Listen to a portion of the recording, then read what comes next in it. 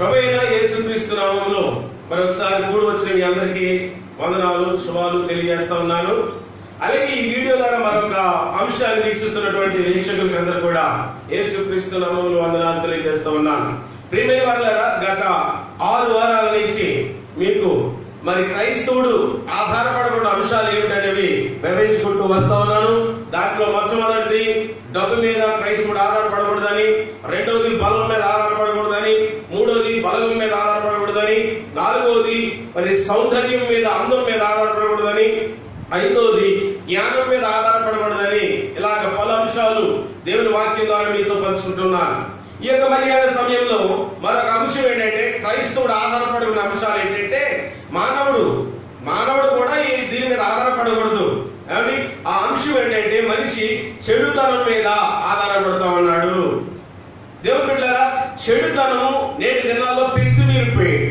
కాబట్టి చెడుతనము పెంచి మీరిపోయింది. ఎక్కడ చూస్తే అక్కడ భయంకరంగా జీవిస్తూ ఉన్నారు దేవుని బిడ్డలారా. ఎలాగ పడితే అలా జీవిస్తూ ఉన్నారు. ఆదికాండం 6వ అధ్యాయం మొదట వచ్చిన చూసినట్లయితే అక్కడ దేవుని బిడ్డలకు ఒక మాట ఉంటుంది, చూస్తారా? నరులు భూమి మీద విస్తరించనారంభించిన తరువాత కుమార్తెలు వారికి పుట్టినప్పుడు దేవుని కుమారులు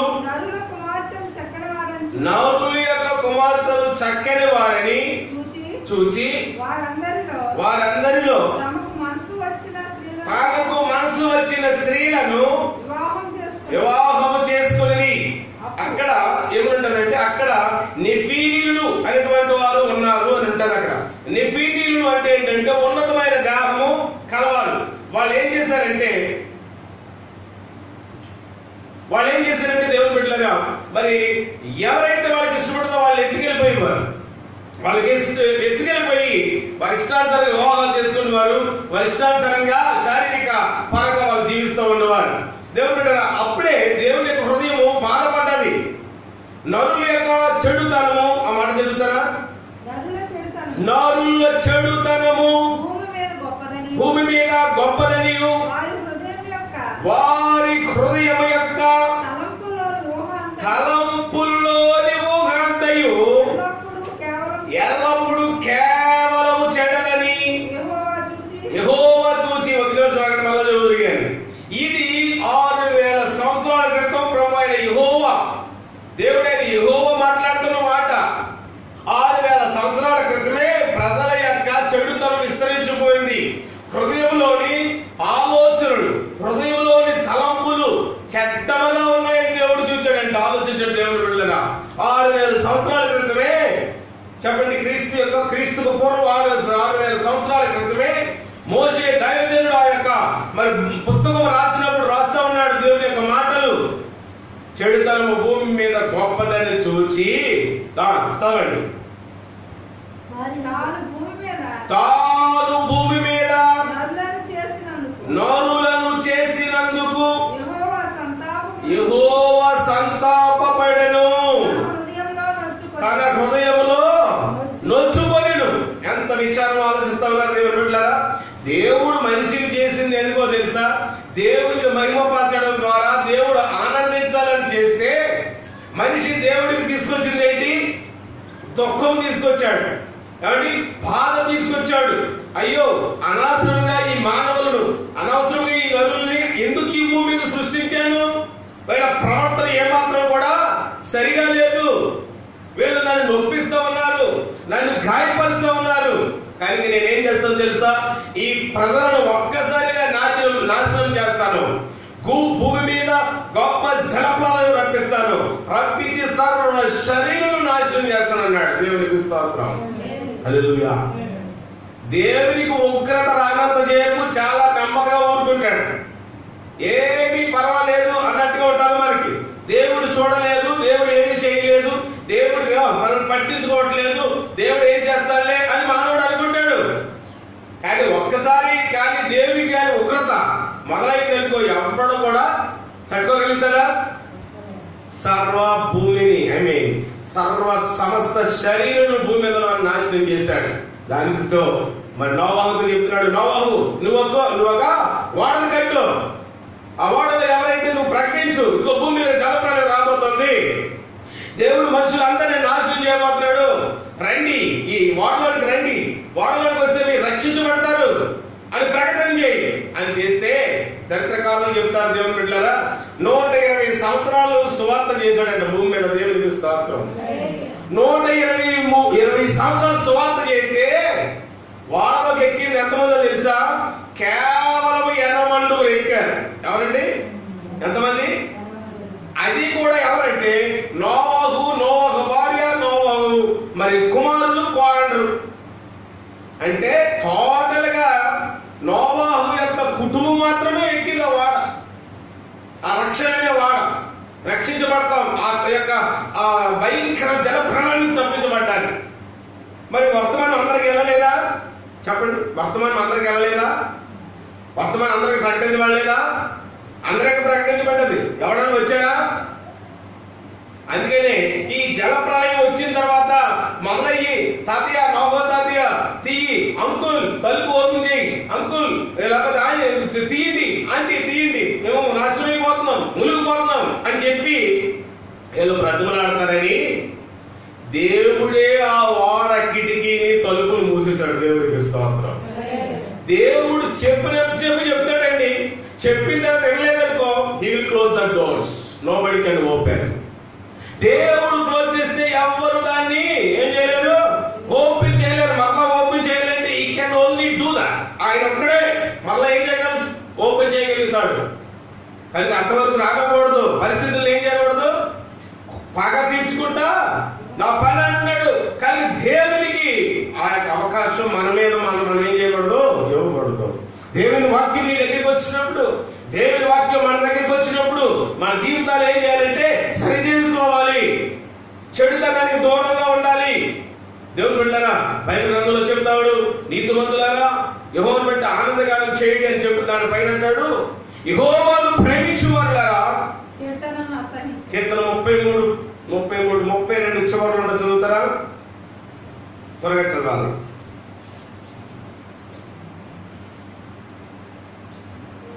పదవచనం అనుకుంటా.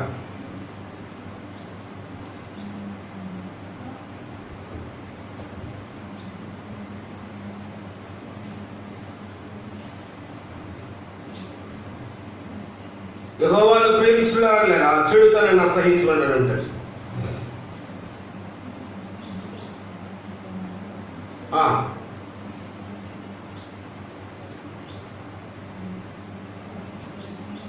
నీతిమంతుల యెహోవాను బట్టి సంతోషించుడి, యథార్థ గ్రంథం ఆనందగానం చేయండి.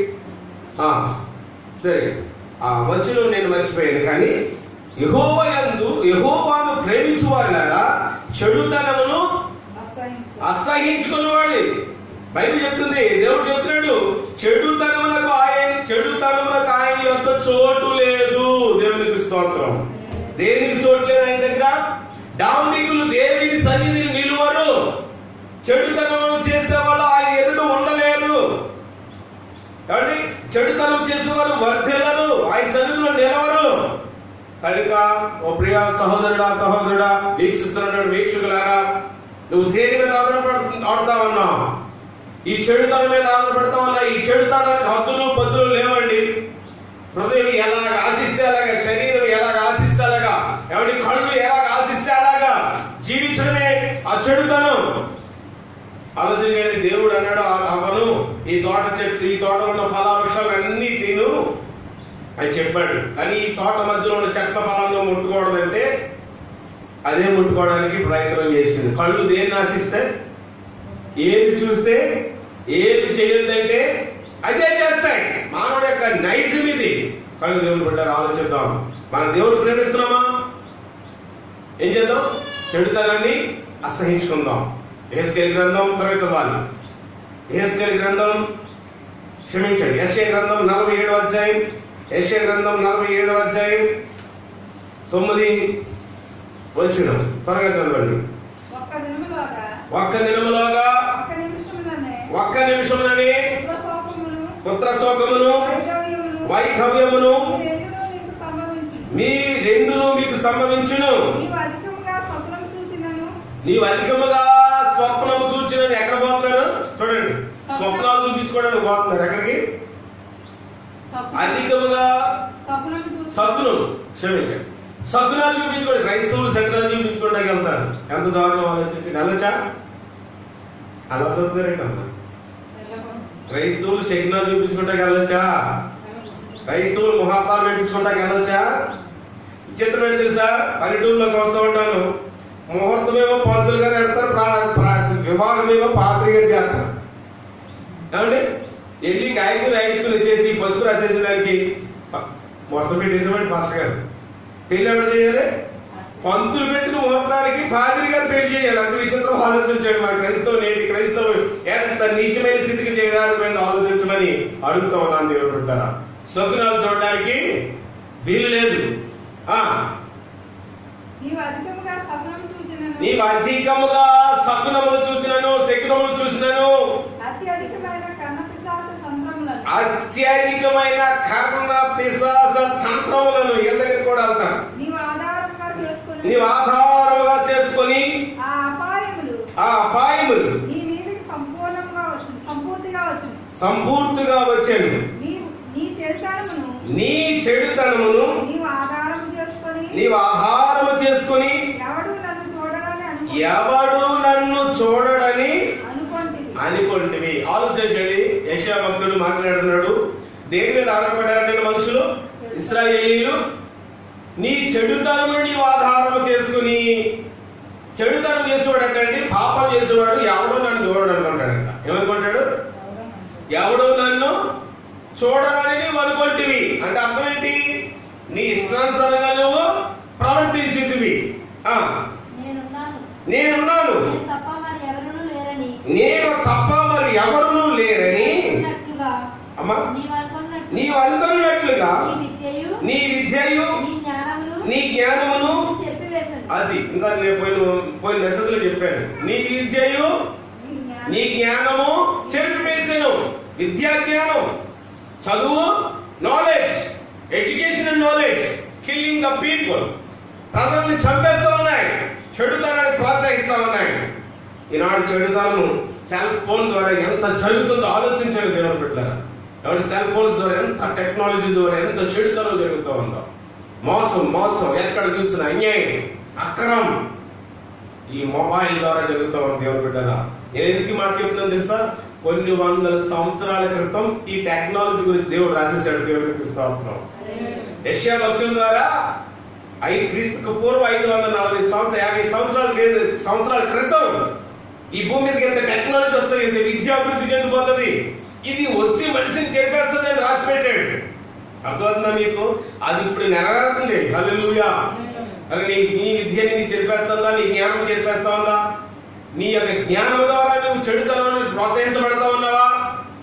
రుచిసుడు చూచడం మరి ఈనాడు యవనస్తులేంటి పెద్దవారికి అందరూ కూడా చూచేటటువంటి ఆ యూట్యూబ్ ఛానల్ ద్వారా ఎంత భయంకరమైన దృశ్యాలు ఆ ఫేస్బుక్ ద్వారా చూస్తా ఉన్నారు. ఆలోచించడం పెట్టాను. మన కళ్ళుకి హద్దు పొద్దు లేకుండా, చెప్పండి, మన కళ్ళుకి హద్దు పొద్దు లేకుండా పోతా ఉంది. యవనస్తులకి అసలు ఇంకా తీరుబాటే లేదు. నిమిషానికి సెల్ ఫోన్ తీయడమే, నిమిషానికి ఏంటంటే ఇలా అంటామే, పైకి అంటమే, ఏమవుతున్నా, ఏం చదువుతున్నా, ఏమిటి చదువుతున్నా, ఒక్క క్షణం తీరిక లేదు. ఇది అంతేమన్నా ఉపయోగమా మనిషికి ఆధ్యాత్మికంగా? ఎవరైనా దేవుని మాట ఒకటి పెడితే చదువుతారా? వాట్సాప్ లో, ఫేస్బుక్ లో దేవుని యొక్క వాక్యం చదివితే నేను గమనించాను. ఫేస్బుక్ లో దేవుని వాక్యం పెట్టానుకోండి, నేను పెట్టుకోండి, పెడుతుంటే 1 2 లైక్లు వచ్చి అంతే. ఎందుకు? ఎవరికి దేవుని వాక్యం అవసరం లేదు. అదే పరిమాణ విషయాలు అంటే పొలమంట లైక్లు వచ్చేస్తా ఉంటాయి. ఆలోచించండి, మనిషి దేని మీద ఆధారపడుతున్నాడు చెప్పండి? చెడుతనం మీద. దేని మీద? చెడుతనం. ఈ చెడుతనం మనిషిని పాడు చేస్తుంది దేవుని బిడ్డలారా. చెడుతనం అంటే దీంట్లో అనేక విషయాలు చెప్పొచ్చు. చెడుతనం అంటే ఏంటి? త్రాగడం, వ్యభిచారం, జోదం, మోసం, అన్యాయం, అక్రమం, తాగుబోతుందనం, ఏమండి పరిమాణ విషయాలన్నీ కూడా ఈ చెడుతనంలోనికి. దేవుని బిడ్డలంగా మన జీవితాల్లో చెడుతనం కాదు, ఏముండాలి మన జీవితాల్లో? మంచితనం. అందుకని ఆత్మఫలాల్లో మంచితనం ఒకటి. ఆత్మఫలాల్లో చెడుతనం ఆపోజిట్ ఏంటి? మంచితనం. ఆత్మఫలంలో ఒక అంశం ఏంటి? మంచితనం, ఆశానిగ్రహం, విశ్వాసం, సాత్వికం, ప్రేమ, సంతోషం, సమాధానం, కనుక మంచితనం ఉందా మనలో? ఆయన అంటాడు, ఏముంది నాలో? ఏ మంచి లేదు నాలో, అయినా నీవు నన్ను. వాస్తవానికి చెప్తే మన చెడిపోయిన జీవితాలు, వాస్తవానికి చెప్తే మన జీవితాలు అపరిశుద్ధమైనవి అంటే అపవిత్రమైనవి. ఇలాంటి జీవితాన్ని ఆయన ఏం చేశాడు? పరిశుద్ధంగా మార్చాడు. ఇలాంటి జీవితాలు ఆయన పరిశుద్ధంగా మార్చాడు. ఈ పరిశుద్ధమైన జీవితాన్ని మనం అలా చెడుతనానికి అప్పగించడానికి వీల్లేదు. జాగ్రత్త గమనించండి. సంఖ్యాకాండం 32వ అధ్యాయం 23వ వచనం చదువుతారా? సంఖ్యాకాండం 32వ అధ్యాయం 23వ వచనం త్వరగా. మీరు అట్లు చేయని ఎడల యెహోవా దృష్టికి పాపము చేసిన వారవుదురుగా మీ పాపము మిమ్మల్ని పట్టుకుంటది. హల్లెలూయా. ఏం చేస్తుందంట చెప్పండి? ఏం పట్టుకుంటది? పాపం పట్టుకుంటది. ఏంటండి పాస్టర్ గారు, పాపం కనపడుతుంది ఏంటండి పట్టుకుంటానికి? అది ఏమైనా వస్తువు ఏంటండి? బైబిల్ చెప్తుంది నీ పాపం. అందరు ఎవరు పట్టుకోవాలి చూడుకోండి. ఇలా నా వంతు చూడండి. నేను ఎవరికి చెప్పిన వాక్యం దయచేసి నా వైపు దృష్టి పెట్టండి. వాక్యం చదివేసినట్టు దృష్టి అంతా పైకి పెట్టండి. హల్లెలూయా. నీ పాపము నిన్ను పట్టుకుంటది. అది ఏ పాపమైనా సరే. దేవుని బిడ్డలు ఆలోచించండి. సంఖ్యాకాండంలో అంటాడు, దేవుడు చెప్పినట్లు చేస్తే మంచిది, చేయకపోతే నీ పాపము నిన్ను పట్టుకుంటది. గతంలో ఒకసారి చెప్పాను, గోదావరి నదిలో ఏం కొట్టుకొస్తుందని ఒక దొంగ కొట్టుకొస్తుందట.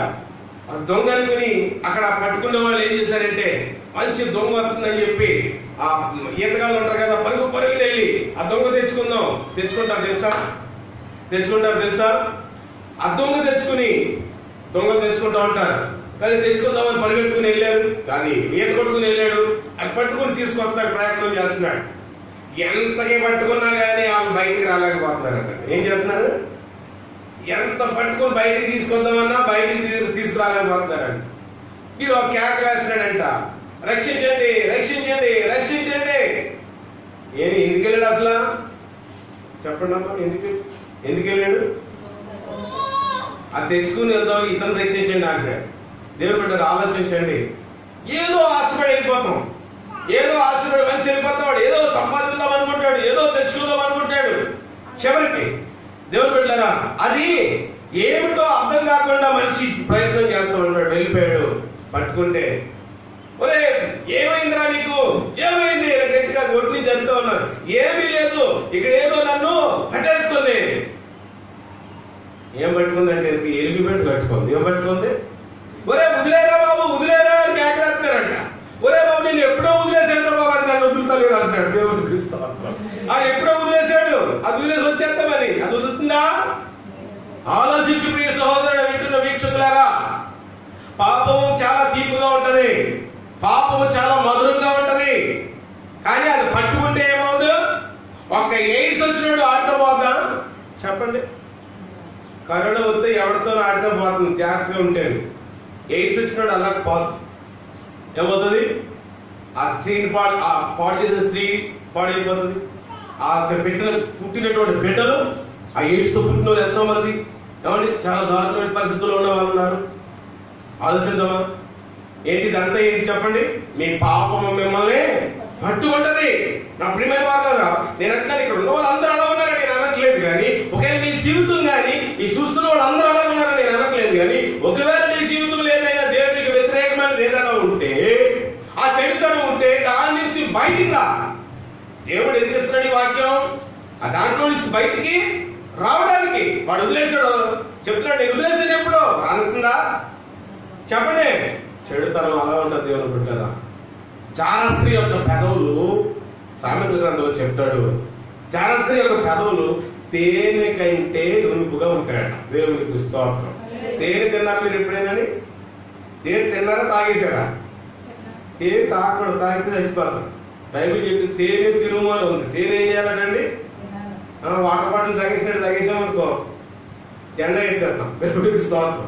కనుక తేనె తినుము. తేనె తింటే ముఖానికి తేజస్సు వస్తుంది. తేనె కంటే నునుపుగా ఉంటాయట. ఎవరి యొక్క మాటలు?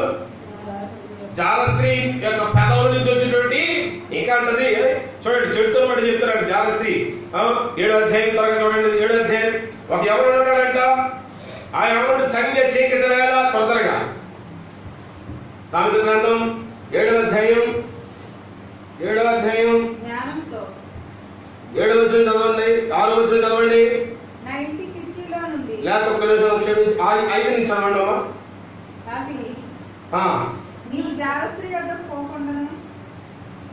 చదివి స్పష్టంగా చదవండి.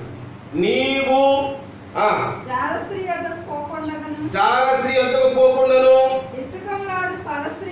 ఇచ్చకములాడు పరస్త్రీకి లోబడకుండాను నిన్ను కాపాడును. నా ఇంటి కిటికీలో నుండి నా అల్లిక కిటికీలో నుండి పార చూడగా అంటే అర్థం తెలుసా? ఇంటి కిటికీ ఉందంట, అల్లిన కిటికీ ఉందంట, ఆ కిటికీలో పార చూస్తున్నాడు అంటే అలా చూస్తుంది. ఏం చూస్తుంది? పార చూడటం అంటే ఏంటి? ఎవరో ఏటో అని చూడటం పార చూడటం అంటే అర్థమవుతుంది. నేను పార చూడగా అది జ్ఞానం లేని వారి మధ్యను జాగ్రత్తగా యవనుల మధ్యను బుక్ అయిపోయాడు. ఎవరు దొరికాడు ఇప్పుడు? అమ్మగారికి పార చూసిందంట. పార చూస్తే ఆ పార చూడటంలో ఎవరు కనబడ్డారు? జ్ఞానం లేని వారి మధ్య బుద్ధి లేని పడుచువాడు అక్కడు నాకు కనబడాడు. చదవండి, స్పీడ్ గా చదవండి, వాక్యం నాకు చాలా అవసరం. నందు నువ్వు చదివాను భాస్కర్ గారు డైలీ పెడితే దయ స్తోత్రం. చదవండి. సంధ్యవేళ ప్రొద్దుగుంకిన తర్వాత చిమ్మ చీకటి గల రాత్రి వేళ వాడు జారస్త్రీ సందు దగ్గర వీధిలోనికి తిరుగుచుండేను. ఏం చేస్తాడంటే జారస్త్రీ అంటే వ్యభిచార కోపకి వెళ్ళిపోతున్నాడు. అక్కడికి ఒక మాట చెప్పాలంటే వ్యభిచార కోపల దగ్గరికి వెళ్ళిపోయి అటు ఇటు తిరుగుతున్నాడు. ఆల్రెడీ ఈవిడికి కనబడిపోయాడు, ఒకడు వచ్చాడు. అర్థమవుతుందా? చదవా. దాని ఇంట మార్గమున నడుచుచుండెను. అటు ఇటు నడుస్తున్నాడు, తెచ్చాడున్నాడు. అంతటా వేషము వేసిన కపటము గల స్త్రీ ఒకతే వానికి ఎదురుగా వచ్చాడు. అది బొబ్బలు పెట్టినది, స్వేచ్ఛగా తిరిగినది. దాని పాదములు దాని ఇంటి నిలువవు. ఒకప్పుడు ఇంటి ఎదుట ఒకప్పుడు సంత వీధుల్లో అంటే స్థిరత్వం ఉండదు, స్టెబిలిటీ ఉండదు. ఏమంటే వీళ్ళకి ఏమవుతుంది? స్టెబిలిటీ ఉండదు, అంటే ఒక స్థిరత్వం ఉండదు. ఒకసారి ఇంటిగా ఉంటారు, ఒకసారి సందుల్లో ఉంటారు, ఎక్కడ పెడితే అక్కడ ఉంటారు. అది ఉండేను ప్రతి సందు దగ్గరను అది పొంచి ఉండేను. అది వారిని పట్టుకొని ముద్దు పెట్టుకోను. సిగ్గుమాలిన ముఖము పెట్టుకొని ఇట్లా నేను సమాధాన బలులను నేను అర్పింపవలసి ఉండేను. నేడు నా మొక్కుబళ్ళు తెలిసి ఉన్నాను. కాబట్టి నేను నిన్ను కలుసుకొనవలనని రాగా నిన్ను ఎదుర్కొనవలని రాగా బయలుదేరగా నీవు వచ్చేసావు. దేవుడికి స్తోత్రం. నేను కష్టపడుతున్నాను.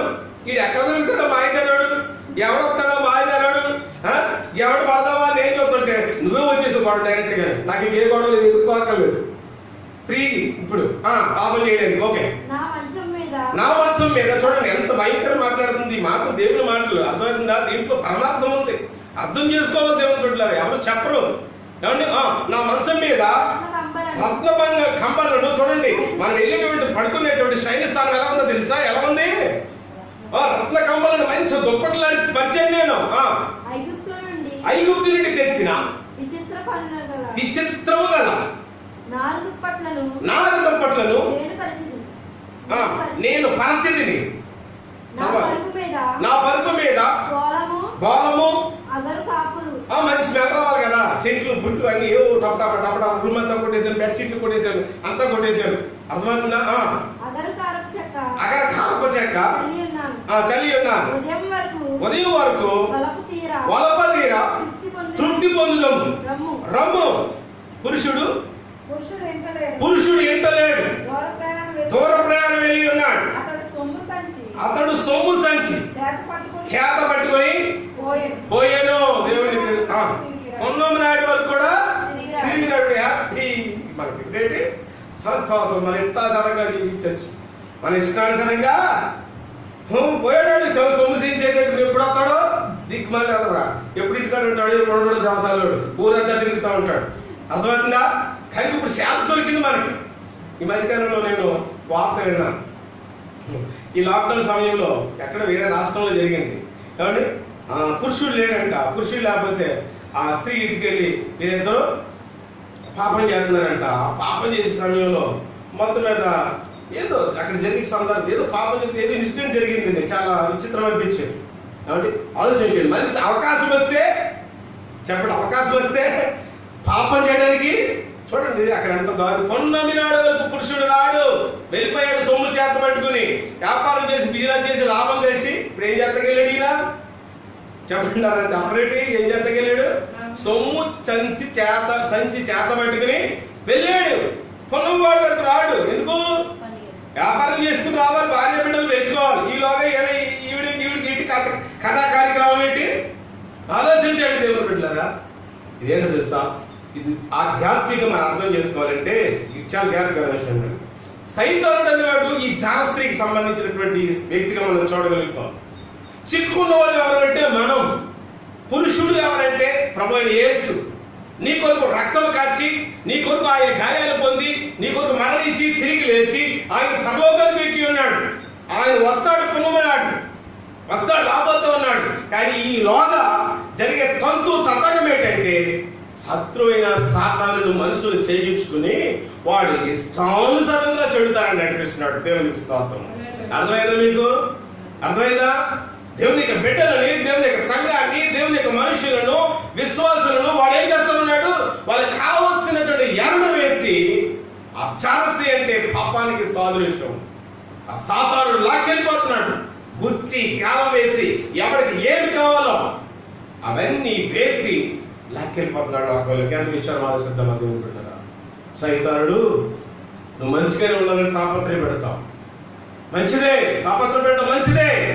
కానీ నీ జీవితంలో మంచిగా ఉండాలని తాపత్రయం పెడితే అయిపోదు. నువ్వు ప్రార్థన చేయాలి, వాక్యం ధ్యానించాలి, ఉపవాసం ఉండాలి, కన్నీరు కార్చాలి.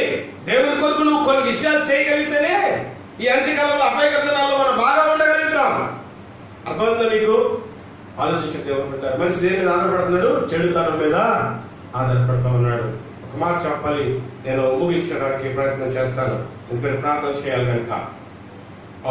ఒక రోజున దేవుని పెట్టారు మనిషి ఆ చెడుతనం ఎలా చేస్తున్నాడు అనే విషయాన్ని ఒక ఉదాహరణ, ఇది గతంలో ఎప్పుడో నుంచి మరి ఎవరు చెప్పడం నేను పేపర్లో పడ్డదని.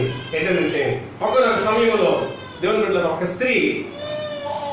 స్త్రీ అర్ధరాత్రి అయిపోయిందంట, వేరే చోటకి ఎక్కడికో వెళ్ళింది. మళ్ళా తన ఇంటికి వెళ్ళాలి. ఇంటికి వెళ్ళాల్సిన సమయంలో వాహనాలు ఏమీ దొరకలేదు. దొరకపోతే మిడ్ నైట్ అయిపోయింది. ఏమైపోయింది? అర్ధరాత్రి అయిపోయింది, ఏమీ దొరకట్లేదు. అదే సమయంలో దేవుని బిడ్డలారా ఒక లారీ వెళ్తుందట. మిడ్ నైట్ సమయంలో మధ్యరాత్రి సమయంలో, అర్ధరాత్రి సమయంలో ఆ లారీ వెళ్తూ ఉంటే, అయ్యా నేను పలానా గ్రామానికి వెళ్ళాలి, దయచేసి తీసుకెళ్తారా అని అంటే, లోపల కపటోపాయం ఉంది వాళ్ళకి. ఆ బిడ్డకి ఏమీ తెలియదు, అన్యం తెలియదు. నేను గ్రామానికి వెళ్తాను కదా అనుకుంటుంది. ఎక్కి తీసుకెళ్ళిన తర్వాత దేవుని బిడ్డలారా మార్గ మధ్యలో ఏం చేశారంటే ఆ ఇరువురు కలిసి ఆ స్త్రీని పాడు చేసి చంపేస్తాడు. ఎంత విచారం ఆలోచించండి. చదివారు కదా ఈ మధ్యకాలంలో ఆ దిశ చట్టం వచ్చేటప్పుడు ఏం చేశారు? అలాగే చేసి చంపేశారు. ఇంకొక అమ్మాయిని కూడా తీసుకెళ్లి యవనస్తులు తీసుకెళ్లి మేము బైక్ ప్యాక్ చేయిందామని తీసుకెళ్లి ఆ అమ్మాయిని చంపేస్తారు. ఎంతో మంది అమాయకులు చచ్చిపోతారండి. నిజంగా అమ్మాయి చనిపోయినప్పుడు ఆ డాక్టర్ మాట, పశువు వెటనరీ డాక్టర్ ఆవిడ, హైదరాబాద్ లో జరిగిన సంఘటన చూసినప్పుడు నేను చాలా బాధపడ్డానండి. ఎంత అందగెత్తండి, మంచి ఎత్తరి, చూడడానికి ఎంత అందంగా, ఎంత మూర్ఖంగా ఈనాడు, ఎంత భయంకరమైన చెడుతారని ప్రజలు జరిగిస్తున్నారు. ఆలోచించండి. తీసుకెళ్లి పాడు చేసి తెల్లవారు చంపేస్తారండి. చంపి పాడు చేసిన వదిలేస్తారా? ప్రాణాన్ని తీసేస్తారండి. ఆలోచించండి. ఎంతో దౌర్భాగ్యమైన స్థితిలోకి వెళ్ళిపోయారు మనుషులు. వారి వర్ష లేదు, చిన్న పెద్ద లేదు. 70 సంవత్సరాలు 5 సంవత్సరాల పిల్లలు, 7 సంవత్సరాల పిల్లని పాడు చేయడు, చంపేయడు. ఈ వార్తలన్నీ ఎందుకు చెప్తున్నా తెలుసా? సమాజం యొక్క పరిస్థితులు ఎలా ఉన్నాయి గమనించాలి, మనం అర్థం చేసుకోవాలి. సరే పేపర్ చదివాను, తన సొంత తాత 70 సంవత్సరాల వాడికి 16 సంవత్సరాల అమ్మాయి వాళ్ళు ఎవరు లేరని చూసి దేవుని బిడ్డలారా ఆ అమ్మాయిని పాడు చేస్తూ ఉంటే ఆ అమ్మాయి ప్రతిఘటిస్తే ఆ మెడ తిప్పేశాడండి పిల్లది. ఆ విషయాలు చదివినప్పుడల్లా హృదయం ఎంతో గాయపడుతూ ఉంటుంది. ఎందుకంటే ఆడపిల్లల పరిస్థితులు అలా ఉంటాయి. చాలా సేపు అది చదివిన తర్వాత అలా బాధ కలిగిపోయింది నాకు. చాలా చిన్న బిడ్డ 16 సంవత్సరాల పిల్ల. సరే మనిషికి పాపం చేయాలనే తపన పడుతున్నాడు. మనం ఏం చేయాలని తపన పడుతున్నాడు? నేను ఎంతసేపు సుఖం అనిపించాలి, పాపం చేయాలి, నా కోరికలు తీసుకుని నా వాంఛలు తీర్చుకోవాలని ఆశ. అయ్యో చిన్నపిల్లరా, ముక్కు పచ్చలారని బిడ్డరా, చిన్న బిడ్డ వయసు ఏంటి, దాని వయసు ఏంటి, నా వయసు ఏంటి, అతని వయసు ఏంటి, నా వయసు ఏంటి, ఏంటి అది సమాజం ఎక్కడ ఆలోచిస్తుందంటే ఆలోచిస్తున్నారు మీరేమన్నా ఏమంటుంటారా? కనుక బిడ్డల విషయంలో చాలా జాగ్రత్తగా ఉండాలి. తీసుకెళ్తున్న సమయంలో ఆవిడని పాడు చేసి దేవుని బిడ్డలారా ఆ వెళ్తూ ఆ ఊరికి దగ్గరికి ఉన్నటువంటి ఆ యొక్క బావిలో పడేశాడు. పడేసిన తర్వాత ఇంకా నైట్ అంతా అక్కడ నుండి తెల్లవారు కొంచెం తెల్ల ఆడుతుంది అనగా బావిలేని వచ్చేస్తున్నాడు దేవుని బిడ్డలారా. వచ్చేస్తూ మరి ఆ అమ్మాయి పడిపోయింది కదా, వెళ్ళిపోయిన తర్వాత అమ్మో పొద్దున్న తెల్లారితే ఏమవుతుంది, లేచి నలుగురు చూస్తారు. కానీ ఈ అమ్మాయి కనబడకుండా అంటే పెద్ద రాయి తీసి ఆ అమ్మాయి మీద చచ్చిపోయిన శవం మీద వేసేద్దామని చెప్పి ఆలోచించుకుని ఇద్దరు వస్తే దేవుని బిడ్డలారా అక్కడ ఉన్నటువంటి ఒక్క రాయి తీసుకుని ఆ యొక్క నూతులో వేయడానికి ప్రయత్నం చేసినట్టు ఆ రాయి కట్టి దేవుని బిడ్డలారా ఆ రాయి క్రింద ఉన్నటువంటి ఒక సర్పం వచ్చి వాడిని కాటేసి చంపేసింది. ఆలోచించారా? నీ పాపము నిన్ను పట్టుకుంటుంది. ఎవరు చూడాలనుకుంటున్నావా? ఎవరికి తెలియదు అనుకుంటున్నావా? ఆలోచించు. దేవుడి చోట, నిన్ను నన్ను సృష్టించినటువంటి దేవుడి చోట ఈ లోకంలో ఎవరు చూడకపోవచ్చు. నేను నా తల్లిదండ్రులు చూడ, నా బిడ్డలు నేను చూడలేకపోవచ్చు, నేను చేసే నా వేషాలు నా భార్య చూడకపోవచ్చు. అర్థమవుతుందా? కానీ మనం చూసేవాడు, మనందరినీ చూసేవాడు ఎవరున్నారు? దేవుడు ఉన్నాడు, చూస్తున్నాడు, జాగ్రత్త చూస్తున్నాడు. యెహోవా ఆకాశంలో నరులను పరీక్షిస్తా ఉన్నాడు, కనిపెడతా ఉన్నాడు. ఒక క్రైస్తవుడా, ఒక విశ్వాసి, మన అన్యుల నీవు ఉన్నావా? ఓ వీక్షకులారా ఆలోచిందమా? చెడుతో మీద ఆధారపడ్డావా? జాగ్రత్త, నీ పాపము నిన్ను పట్టుకుంటది. కీర్తన గ్రంథం 97:10 ఇందాక చెప్పాను కదా, వచ్చిన మర్చిపోయినాడు. కీర్తన గ్రంథం 97:10 యెహోవాను ప్రేమించబడతాగా. ఈ వచ్చిన చదువు ముగించుకుందాం. యెహోవాను ప్రేమించువారులారా చెడుతనమును అసహ్యించుకొనుడి. దేవునికి స్తోత్రం. 2 చేతులు దేవునికి స్తోత్రం చెప్పు. నీవు గాని ప్రభువును ప్రేమిస్తా ఉన్నావా? యేసును ప్రేమిస్తున్నావా? You have to hate the wickedness. నువ్వు చెడుతనాన్ని అసహించుకోవాలి. చెడుతనాన్ని దగ్గర ఉండకూడదు, నీలో ఉండకూడదు. యోసేపు గురించి చెప్పాలంటే చాలా చెప్పొచ్చు. బైబిల్ అతని గురించి చెప్పేది తెలియదు. ఏంటి తెలుసా? యోసేపు చెడుతనమును 10:37 10:37 ఒక మాట చదువుదాం. 10:37 అధ్యాయం. యోసేపు చెడుతనమును అసహించుకొని ఉంటది.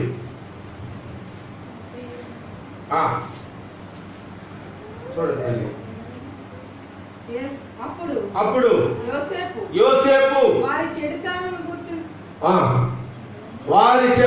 అప్పుడు యోసేపు వారి చెడుతనం గురించిన సమాచారము వారి తండ్రి వద్దకు తెచ్చుచుండెను. దేవునికి స్తోత్రం. హల్లెలూయా. ఏం అసహించుకున్నాడంటే యోసేపు అన్నలు తప్పు చేస్తున్నారు, పొరపాటు చేస్తున్నారు, పాపం చేస్తున్నారు, కానీ ఇక్కడ పాల్గొనక రావలేదు. అసహించుకుని ఆ చెడుతనం ఎలా చేస్తున్నారని తల్లిదండ్రులు సమాచారం చెప్పాడు. ఇంకొకటి అతనికి వండర్ఫుల్ ఆఫర్ వచ్చింది. ఇంకోటి చాలా పర్యాలు చెప్తా ఉన్నాను. పోతిఫారు ఇంటి దగ్గర వండర్ఫుల్ ఆఫర్, మంచి ఆఫర్ వచ్చింది. అర్థమైందా? రా నాతో పాపం చేయి అంటే అతను అన్నాడు, ఇంత ఘోరమైన దుష్కార్యము చేయగలదా దేవుని నేను ఎలా చేయగలను అన్నాడు. దేవునికి స్తోత్రం. హల్లెలూయా. చాలా అద్భుతమైన మాట అండి. అవకాశం లేదా? అతనికి అవకాశం లేదా? ఎవరైనా ఏమైనా అంటారా అతను పాపం చేస్తేని? స్వయంగా ఆ యొక్క మంత్రి యొక్క భార్యయే రా నాతో శయనించి నాతో పాపం చేయి, నీకేం ప్రాబ్లం లేదు. పాపం చేస్తే తర్వాత ఎన్నో బహుమతులు అంటారు. మీకు తెలియని విషయం ఏముంది? అర్థమవుతుందండి. కానీ వాటిని అన్ని ఏం చేశాడు? అసహించుకున్నాడు. దేవునికి స్తోత్రం. నా దేవుని భయపడతామన్నాను అంటామన్నాడు. యెహోవాను ప్రేమించి వారులారా చెడుతనాన్ని అసహించుకోండి. మోకరిద్దాం, ప్రార్థన చేద్దాం. మోకరిద్దాం, ప్రార్థించేద్దాం.